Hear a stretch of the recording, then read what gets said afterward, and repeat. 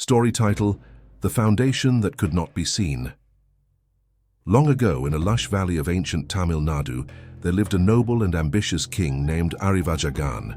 He was beloved by his people, wise in counsel and brave in war. One day he stood before his advisors and declared, "I shall build the greatest palace our land has ever seen, a home not just for kings, but for our future." The land was fertile, the workers skilled, and the royal treasury overflowing with gold. Construction began with great celebration. Yet something strange happened. The palace walls would not stand. No matter how perfectly the stones were carved, or how strong the scaffolding was, each wall collapsed within days. The workers were confused, the architects disheartened. The king grew angry.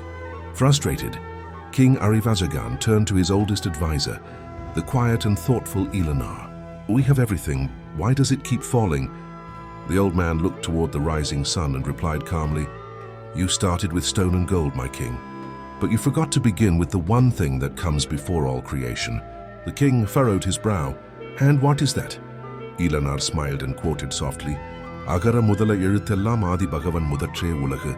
The king listened. That evening he returned to the land with no tools, no architects, no noise.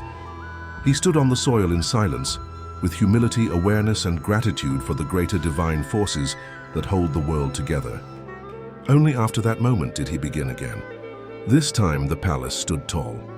The foundation was strong, not just in stone but in spirit. Thirukkural 1 original in Tamil.